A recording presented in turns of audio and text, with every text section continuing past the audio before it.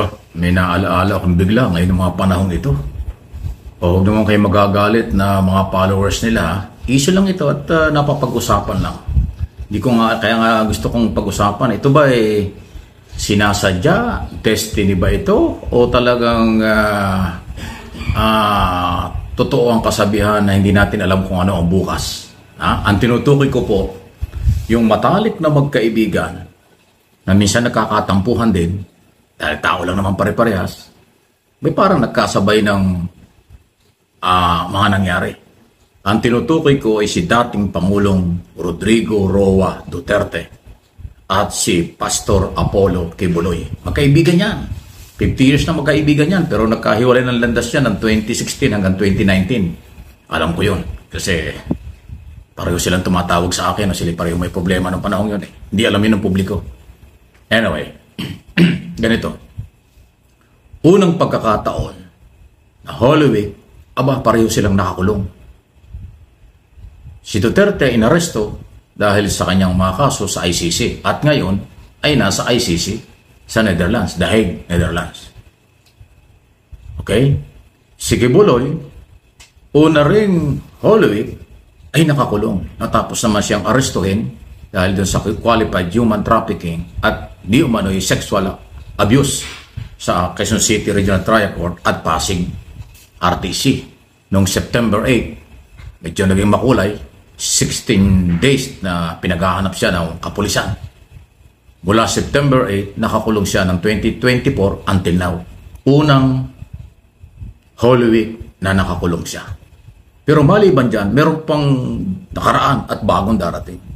Noong March 28, birthday ni Digong, 80 years old. Unang pagkakataon nag-birthday siya, nasa kulungan kasi nga pinakulong siya ng ICC. Okay? This coming April 25, alam na alam ko yan kasi 15 years akong nagpupunta ng Davao pag birthday niya. Birthday ni Kibuloy, April 25. First time din na magbe-birthday siya sa kulungan diyan sa Pasig Jail. Under ng Bureau of Jail and Management Penology dahil doon sa qualified human trafficking non-bailable offense. Ayaw ko nang talakayin ang kaso kasi nasa korte na yan. Bahala ng korte. Sinasabi ko lang, yung naaresto sila, nakulong silang magkaibigan, na sa first time, unang pagkakataon na Holy Week, Semana Santa, pareho silang nakakulong sa magkahiwalay at magkalayupan lugar ang dating magkaibigan. Isang nasa Europe at isang nasa Pasig, Metro Manila, Philippines. Nang birthday si Digong, wala rin sa Pilipinas dahil nasa ICC na siya noong last March 28. Next week, April 25, birthday naman ni Kibuloy. Nasa kulungan siya sa Pasig. Yan ho yung nangyayari. Kaya nga tinatanong ko sa inyo. Sa tingin ba ninyo ito ay guhit ng tadhana? Ito ba'y sinasadya? O talagang dumarating po ang pagkakataon na pagbatas na ang pinipairal, no one is above the law. Walang above the law kahit sino. Kahit pa pastor, kahit pa dating pangulo, ang batas ay mangingibabaw dito at sa abroad. Katarungan, sigaw ng alleged victim, yung mga biktima sa tukhang human rights violation ni Duterte. Yung alleged victim sa qualified human trafficking at di umano'y sexual abuse ni Kibuloy, yun din po yung naghahanap ng katarungan. Pero nasa korte na yan, bahala ng korte. Ano inyong masasabi? Oy, so totoo pala yun na nagkaroon ng tampuhan o sigalot etong si Digong at etong si Kibulok noong mga unang araw ni Digong nung nanalo na siya bilang presidente. Totoo pala yun. Ngayon lang po nilinaw ni Sir Mike Abe. Ngayon po, sa totoo lang talagang etong nangyari kay Digong at kay Kibulok ay eto po yung kumbaga warning. Yan, warning sa mga nagmamataas, sa mga naghahari-harian at sa mga akala mo kung sino na umaasta diyan sa gobyerno. Na mga kumbaga mga masasamang loob. mga katulad ni Harry Roque, ayan, yung mga senador na ginagamit na venue ang Senado para sa kanilang pansariling interes, para sa pagtatanggol sa kriminal, ang Office of the Vice President na ginagamit para po maging makinarya sa pagkontra sa ating Pangulo, sa paglaban sa ating Pangulo, sa mga magaganda niyang ginagawa. 'Di ba? Yan po ay may katotohanan na ito pong nangyayari kay Digong, 'di ba? Hindi natin inaasahan na mangyayari talaga sa kanila. Kasi nga ang akala natin si Digong mabuting tao, Tatay Digong pa nga tawag natin, 'di ba? Yung pala nabudol tayo. Saka itong si Kibulok, 'di ba? Akala natin talaga sugo ng Diyos 'to, talagang talaga son of God pa nga, 'di ba? Ay akala natin hindi talaga 'to gumagawa ng kahit anuman lang na kasalanan. 'Di ba? Kapag nakita mo si Kibulok, nakaputi, kagalang-galang, napakalinis, respetado, pero nakatago pala sa loob ng napakaganda nitong kasuotan ay ang katawan ng isang demonyo. Ganun pala yung kumbaga yung demonyo, no, nagbabalat kayo, nakala mo ang linis-linis. 'Di ba? Kaya alam niyo po, meron akong nakitang video somewhere around nung mga time na si Kibulok ay mukhang mahuhuli na. Hindi ko na matandaan yung eksaktong date, pero naitabi ko. Ngayon, ngayon pumasok sa isip ko na tama pala itong si Sir Mike Abe.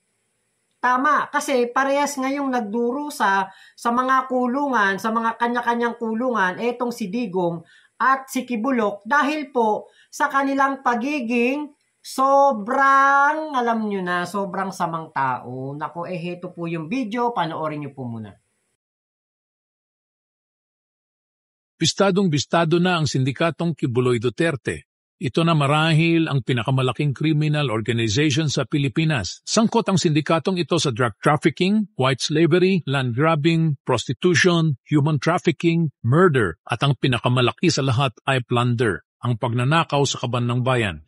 Isa ako sa mga original members ng Double H Squad ni dating Mayor at dating Presidente. Kami ang mga inuutusan niya na pumunta sa Davao City. Ginawa po niya akong frontman sa smuggling activity sa Port of Davao nung siya ang Vice Mayor. Solo na niya lahat.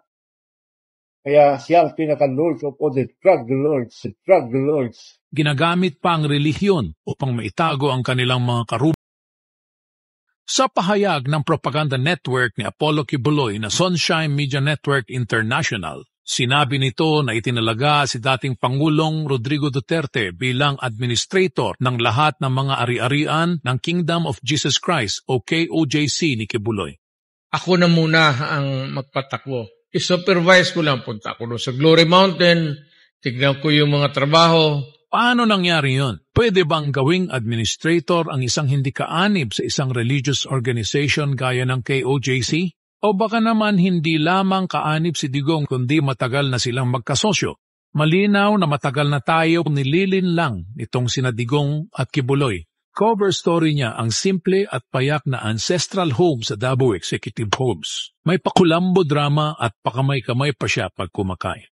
Lahat ng ito ay pagbabalat kayo lamang at isang malaking scam upang malinlang ang mga tao. Ang totoo ay sangkatutak ang mararangyang mansyon nitong si Digong at ang lahat ay nakapangalan sa KOJC ni Kibuloy. May mga helicopter at may sarili rin siyang jet at nakapangalan din ito sa KOJC. Tinalaga si dating Pangulong Rodrigo Duterte bilang bagong administrator ng Kingdom of Jesus Christ Properties. At ngayong siya na nga ang administrator ng lahat ng ari-arian ng KOJC, nalantad na ang katotohanang si Digong at Kibuloy ay hindi lamang simpleng magkaibigan, kundi matagal na rin silang business partners.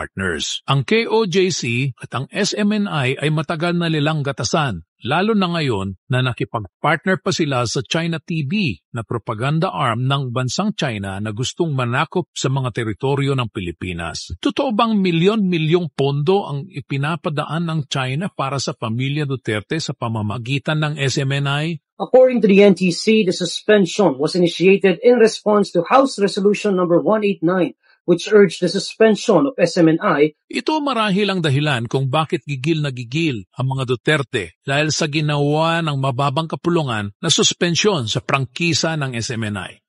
Kayo, ikaw, Franz, kayong mga komunista ang gusto kong patayin.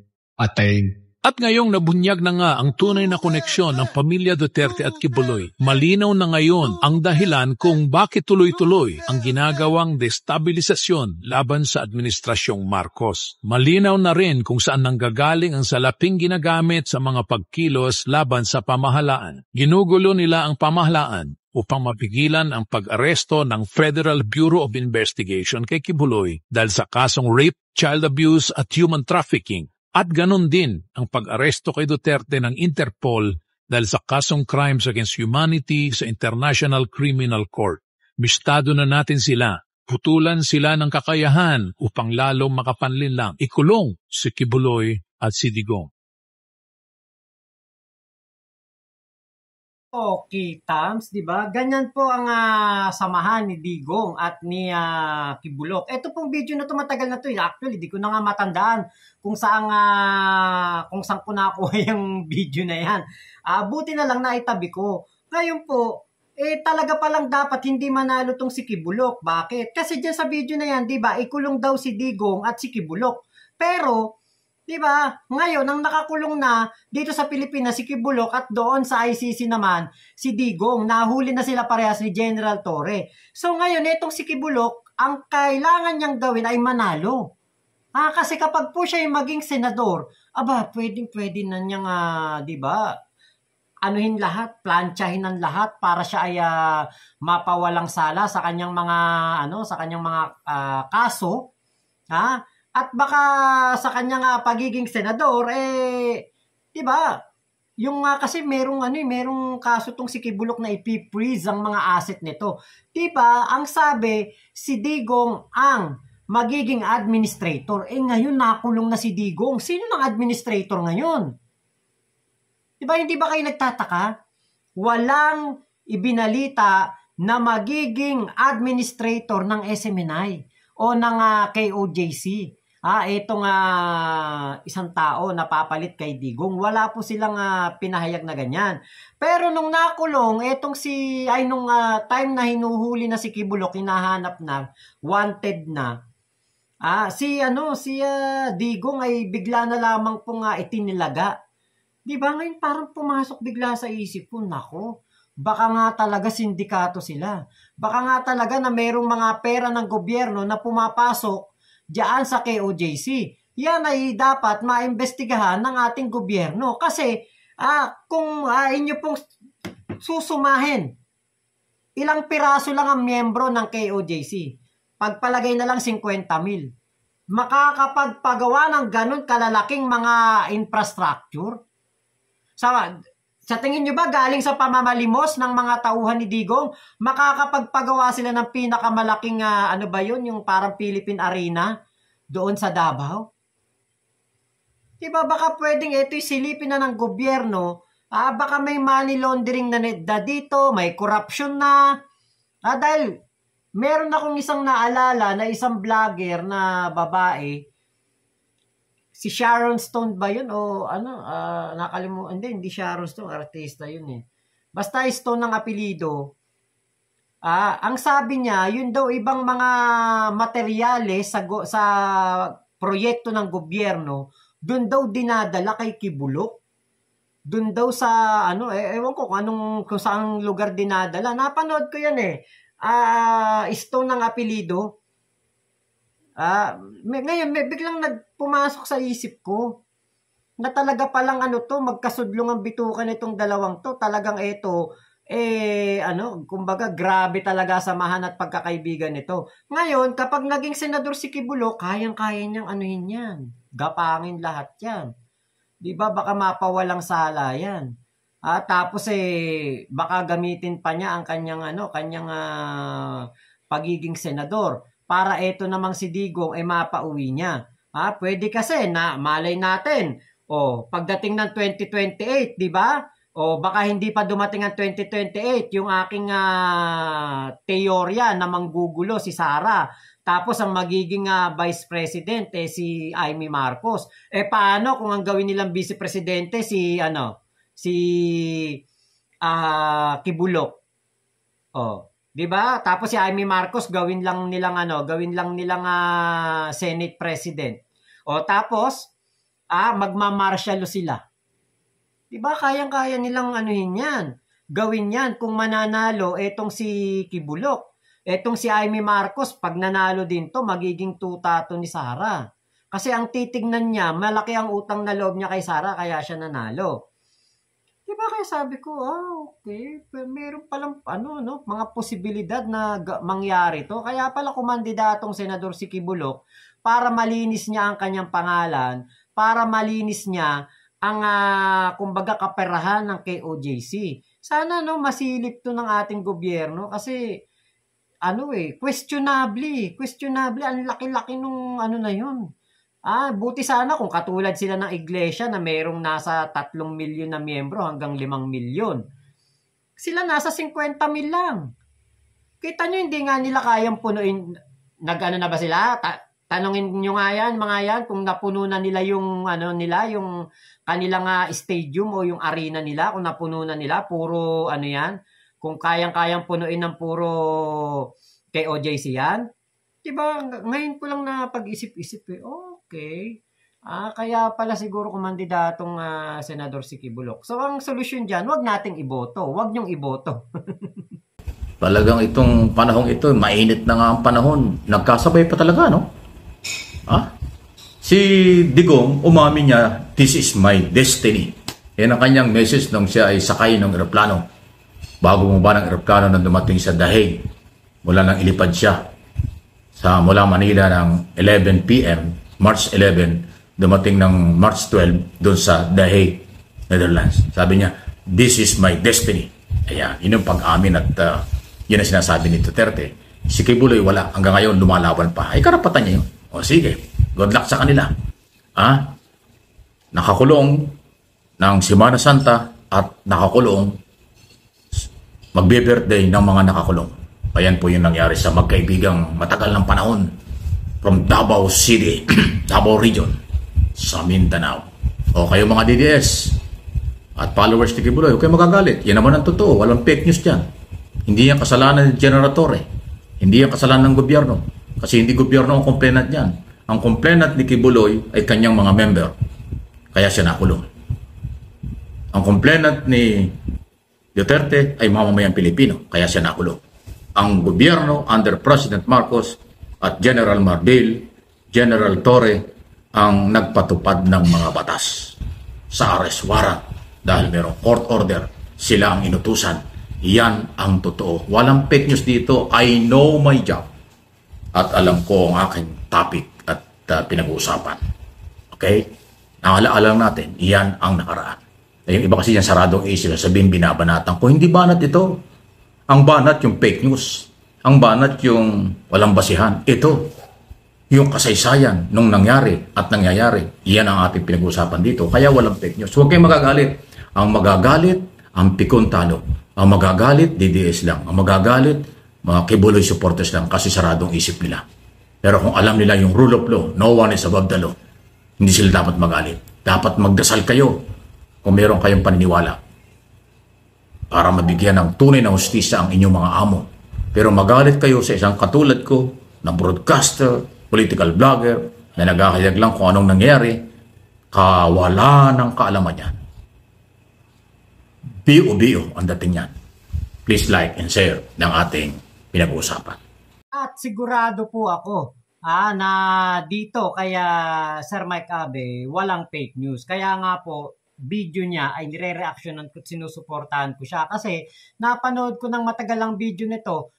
Wala nga talagang fake news. At nako, totoo naman din po ang sinabi ni Sir Mike Abe na mga obob lang ang mga kumbaga mambabati ko sa kanya kasi nga po totoo lang naman ang kanyang mga sinasabi. Totoo lang naman ang mga nangyayari, ang kanyang binabalita. Kasi nga po, ang mga DDS, kapag sinabi mo na si Digong ay nabubulok sa ICC, galit na galit sila. Pag binati mo si Digong ng happy 40 days in ICC, galit na galit sila. Pero alam niyo po ba, masaya talaga si Digong doon.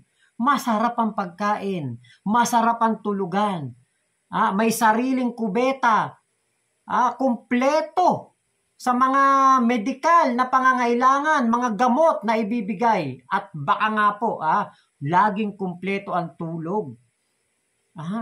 Yan po ay talagang senyales na magiging masaya talaga si Digong doon sa ICC. Kaya nga sabi ko, happy 40 days in ICC. Yung mga DDS galit na galit.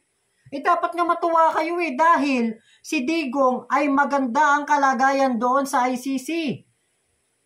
Baka nga yung kanyang mga kumot at unan, pati ang kanyang mga hinihigaan ay napakalalambot. Samantalang yung ibang DDS, sa papag pa rin po natutulog. Kaya, alam nyo, maging open-minded kayo, mga DDS. Diba? Hindi porke nagsalita ng ganoon, akala nyo, binabanata na si Digong. Hindi. Sa totoo lang, ang isa sa mga nagpabagsak kay Digong ay yung mga supporter niya na mahihina ang ulo.